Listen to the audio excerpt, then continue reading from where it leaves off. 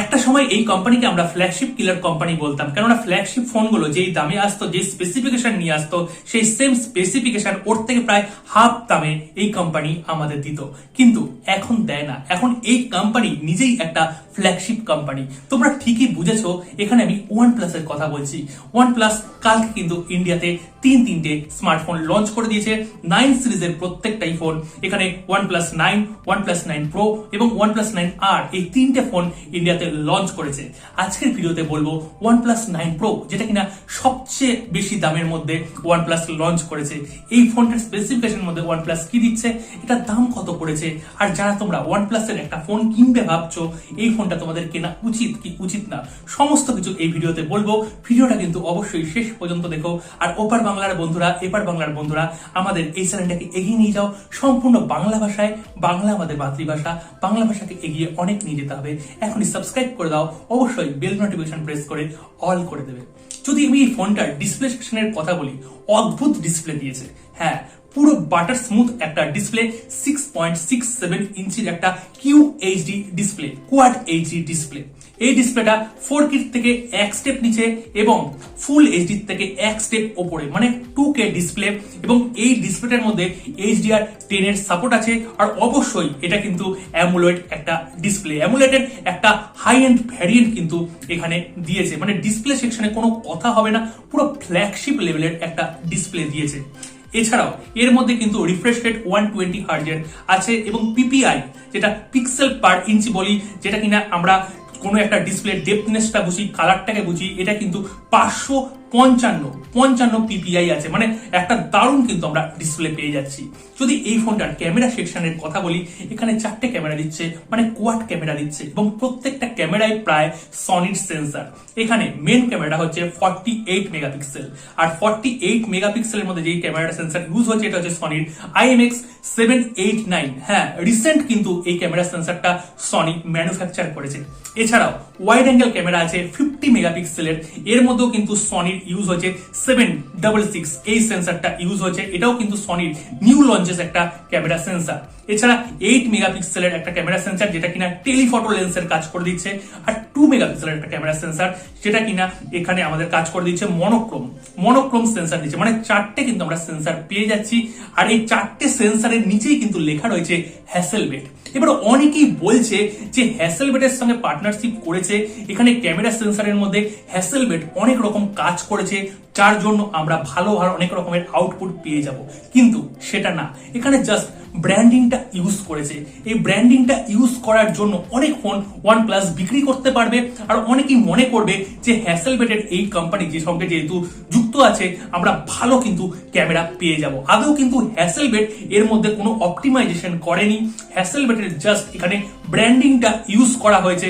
আর হ্যাসেলব্লেড যে কোম্পানি, যারা কিনা বড় বড় ক্যামেরা সেন্সর বানায়, এছাড়া ক্যামেরা বানায়, তাদের যে পিকচারের আউটপুটটা আছে, যে কালারের যে অ্যালগোরিদমটা আসে, সেই কালারের অ্যালগোরিদমের কোডিংটা কিন্তু এখানে ইউজ হয়েছে। তার বদলে হ্যাসেলব্লেডের যে ক্যামেরা সেন্সরে যেই রকম আমরা output pi, same to same, পুরো 100% হয়তো না, পুরো সেম টু সেম কিন্তু আমরা কালার আউটপুট OnePlus 9 সিরিজের এই ফোনগুলোতে আমরা পেয়ে যাব। এটা কিন্তু 3 বছরের চুক্তি OnePlus করেছে। 3 বছর কিন্তু যে OnePlus যে ফোনগুলো বেরোবে, হাই এন্ড ফোন অবশ্যই, তার মধ্যে কিন্তু হ্যাসেলব্লেডের এই যে ব্র্যান্ডটা, এই ব্র্যান্ডের কিন্তু একটা নেম লেখাই থাকবে। তো বন্ধুরা, নিঃসন্দেহে ক্যামেরার দিক থেকে অসাধারণ এবং ডিসপ্লের দিক থেকে অসাধারণ। যদি ফোনটার ব্যাটারির কথা বলি, এখানে 4500 mAh এর ব্যাটারি দিচ্ছে এবং ইন বক্স কিন্তু আমরা 65 ওয়াটের চার্জার পেয়ে যাচ্ছি। এছাড়াও ওয়্যারলেস চার্জিং এর সুবিধা আছে, যেটা কিনা 50 ওয়াট সাপোর্ট করে। যদি মেন কথা বলি প্রসেসরের, এখানে স্ন্যাপড্রাগনের পুরো ফ্ল্যাগশিপ প্রসেসর, পুরো নিউ লঞ্চ স্ন্যাপড্রাগনের 888 এই প্রসেসরটা আমরা পেয়ে যাচ্ছি। এই প্রসেসরটার কিন্তু যে টেকনোলজি আছে, এটা কিন্তু 5nm টেকনোলজি, মানে এখানে 5 ন্যানোমিটারে এই প্রসেসরটা গঠিত হয়েছে। সুপার পাওয়ারফুল একটা প্রসেসর এবং কম হিট হবে, সমস্ত রকম গেম খেলতে পারবো এবং সমস্ত রকম ফোনে আমরা যা যা কাজ করি সমস্ত কিছু করতে পারবো। এই ফোনটার বিল্ড কোয়ালিটির কথা বলি, ব্যাক সেকশনে কিন্তু গ্লাস ইউজ হয়েছে এবং ফ্রন্টেও কিন্তু গ্লাস ইউজ হয়েছে। অসাধারণ বিল্ড কোয়ালিটি। এখানে কর্নিং গরিলা গ্লাস 5 এর হয়তো প্রোটেকশন ইউজ হয়েছে কিংবা 6 এর প্রোটেকশন ইউজ হয়েছে, কেননা ওয়েবসাইটে এখানে মেনশন করেনি কর্নিং গরিলা গ্লাসের কোন প্রোটেকশনটা ইউজ হয়েছে। ডিসপ্লে সেকশনে যে কর্নিং গরিলা গ্লাসটা লাগানো রয়েছে সেটা কিন্তু সামান্য কার্ভ টাইপের আছে, মানে সুন্দর কিন্তু আমরা একটা রিফ্লেকশন পেয়ে যাব। এছাড়াও টাচ সেন্সিটিভ রেটটা কিন্তু খুব দারুণ পেয়ে যাব, কেননা কার্ভ টাইপের ডিসপ্লে কিন্তু অদ্ভুত দেখতে লাগে এবং ইউজ করতেও দারুণ লাগে। এছাড়াও টাইপ সি পোর্ট পাচ্ছি, ডুয়েল স্টিরিও স্পিকার পেয়ে যাচ্ছি, এর মধ্যে কিন্তু ডলবি অ্যাটমস এর সাপোর্ট আছে। যদি সফটওয়্যার সেকশনের কথা বলি, এখানে ইনবিল্ট কিন্তু আমরা অ্যান্ড্রয়েড 11 পেয়ে যাচ্ছি, মানে ইন বক্সে কিন্তু আমরা অ্যান্ড্রয়েড 11 পেয়ে যাচ্ছি, তার সঙ্গে অক্সিজেন ওএস এর সাপোর্টও আমরা পেয়ে যাচ্ছি। মানে অসাধারণ ওএস, অসাধারণ সফটওয়্যার, অসাধারণ বিল্ড কোয়ালিটি, অসাধারণ সমস্ত কিছু স্পেসিফিকেশন কিন্তু এই ফোনটার মধ্যে পুরো ভর্তি করে দিয়ে দিয়েছে ওয়ানপ্লাস। কিন্তু সবচেয়ে বড় কথা হচ্ছে ফ্ল্যাগশিপ কিলার কোম্পানি, হ্যাঁ, যারা কিনা ফ্ল্যাগশিপ দামের মধ্যে ফোন লঞ্চ করবে না কিন্তু ফ্ল্যাগশিপ স্পেসিফিকেশন দেবে, এটা কিন্তু আর তারা নেই, কেননা এই কোম্পানি নিজেই একটা ফ্ল্যাগশিপ কোম্পানি হয়ে গেছে। যদি এই ফোনটার আমি দামের কথা বলি, এখানে দুটো ভ্যারিয়েন্ট লঞ্চ করেছে, একটা হচ্ছে 128 জিবি ইন্টারনাল মেমোরি সঙ্গে 8 জিবি র্যাম, যার প্রাইস হচ্ছে ইন্ডিয়ান রুপিস 64,999 রুপিস, মানে 65,000, হ্যাঁ 65,000।